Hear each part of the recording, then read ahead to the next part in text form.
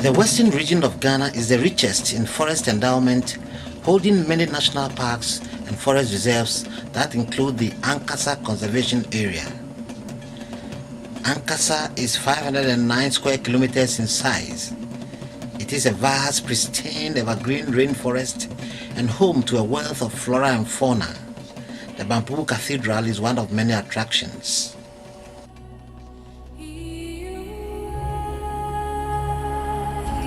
Sad enough, all the forest reserves including Ankasa are threatened by illegal external pressures.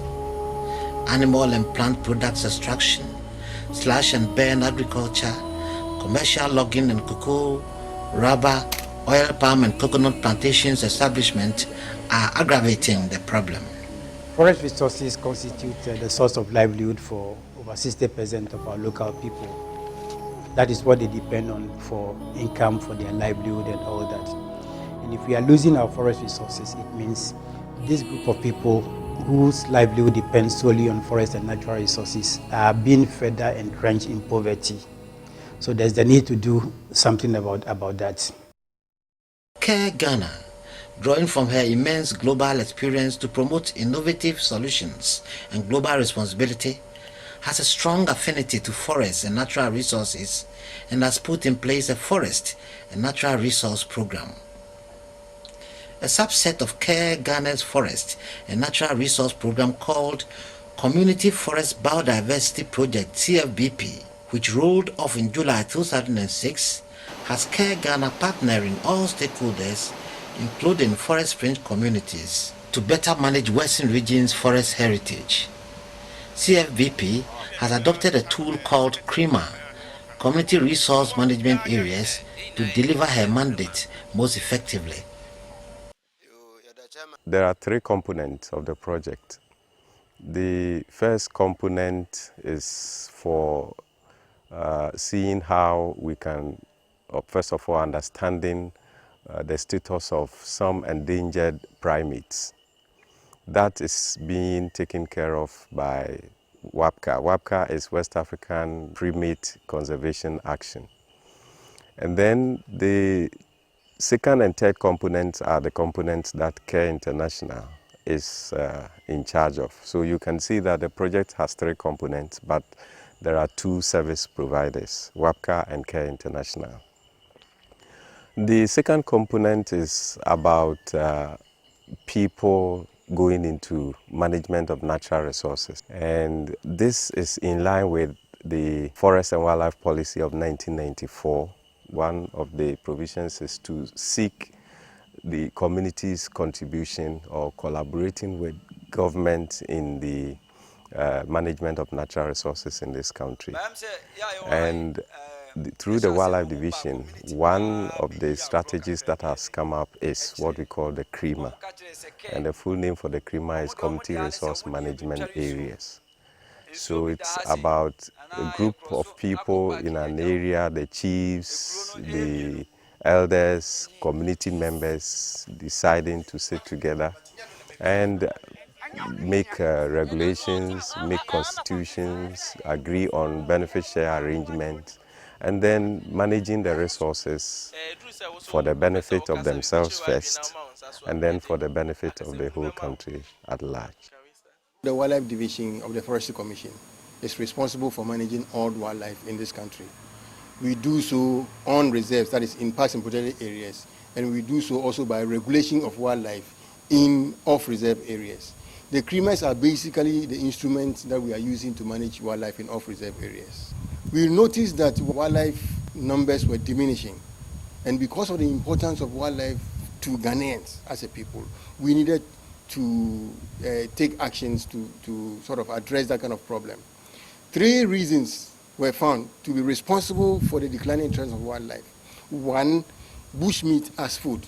You know, Ghanaians love bushmeat a lot, you know. And two, we realized that because more or less it's like the state managing wildlife, people in off-reserve areas do not care too much about it, all right? And the three, we think that the nature of the law itself was problematic in a sense that if anybody wanted to hunt wildlife, that person needed to take a license from the Wildlife Division. and wildlife division offices where licenses could be obtained so far, to the extent that there's no real incentive for anybody to want to go out there to take the license. Given all these three factors, and also the fact that there is constant reduction in the environment for wildlife, we needed to take some positive steps.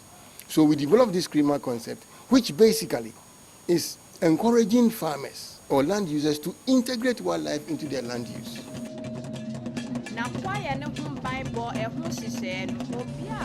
The establishment of a CREMA begins with community entry by the CFBP working group. The chief and elders, community members and community-based organizations are interacted with. The state of the fringing forests, natural resources and the environment are exhaustively discussed and the CREMA concept adopted as the best tool in sustainably managing the resources. We have done a lot of awareness to make sure that people know what and why the need for CREMA and what role they need to play. And so now we have all the 6 CREMAs more or less in place. The 6 CREMAs, 3 of them are in the northern part of the western region and 3 of them in the southern part of the western region. They have been strategically located around national parks or conservation areas and then also forest reserves. The 6 CREMAs consist of Kwambri Chrome Stewland CREMA, that is in the northwestern part of the Bia conservation area.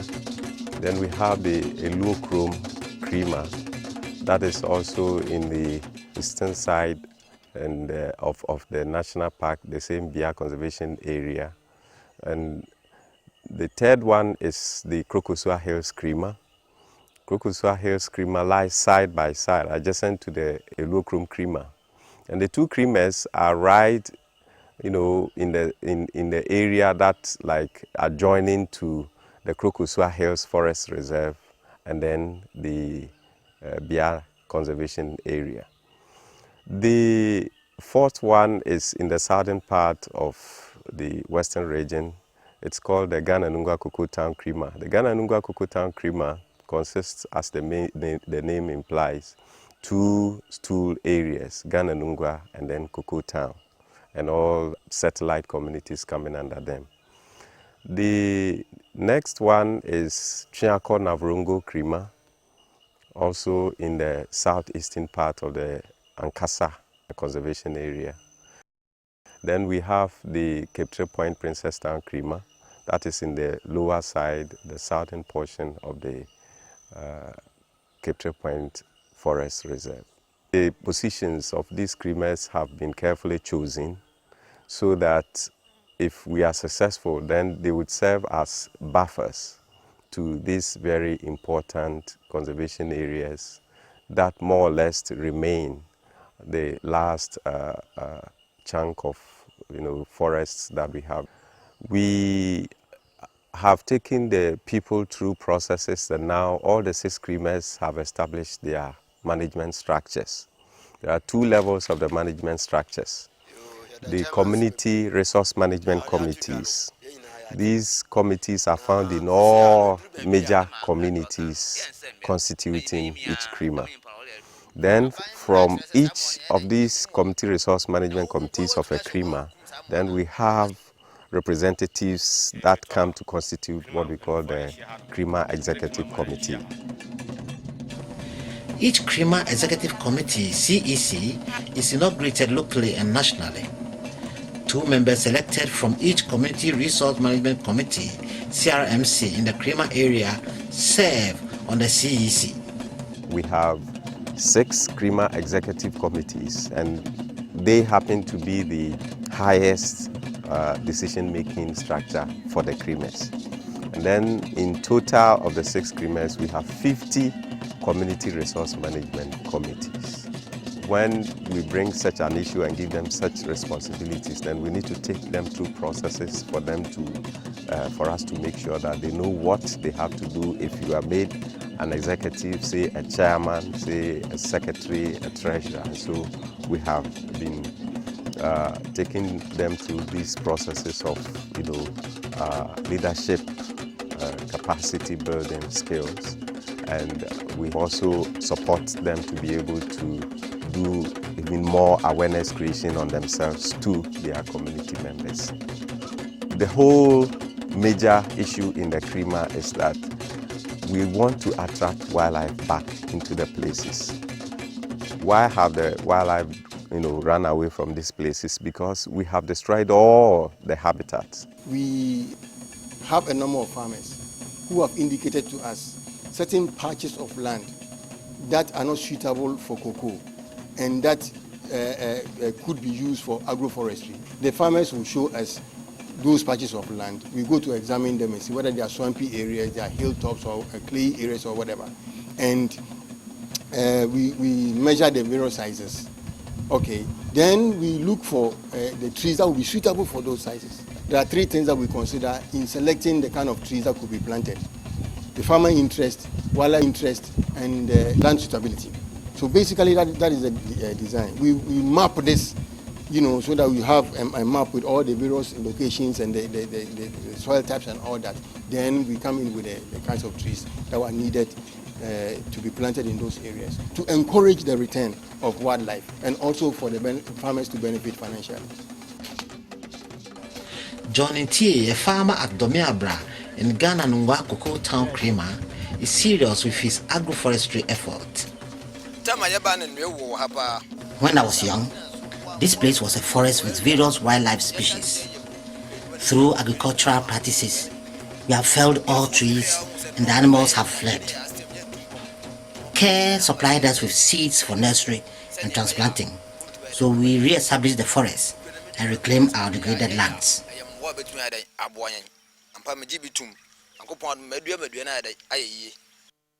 The CFBP plays roles in the agroforestry and habitat restoration efforts in all 6 CREMAs. Biodiversity enrichment is also being pursued by CREMAs whose forests show signs of degradation. Species like mahogany, edinam, emri, wawa and others have been introduced. The project document requires us to restore at least 450 hectares, and we have now about 700 hectares. We are taking them through processes, supporting them with seedlings to actually plant all these areas. CFBP, right from inception, has inbuilt mechanisms that ensure project sustainability even after the project has folded up. Devolution of authority to CREMAs and involving all and having district assemblies to be part and helping to institute constitutions and bylaws. These are measures aimed at making interventions sustainable. The bylaw is intended for the whole community to arouse their consciousness of the need to protect the forest and the environment. CREMAs are effective for forest and natural resources conservation. The people are very cooperative. They realize that when these CREMAs are established, they can derive direct benefit from it without necessarily having to travel long distances to wildlife division to collect licenses and all those kinds of things, because then the executive that has been established have responsibility for all this. So the people are managing their natural resource of wildlife on their own and making their own decisions. Of course, these decisions must be consistent with national law. And who can afford not to adopt this CREMA concept when global warming and climate change are making the future of mankind rather unpredictable?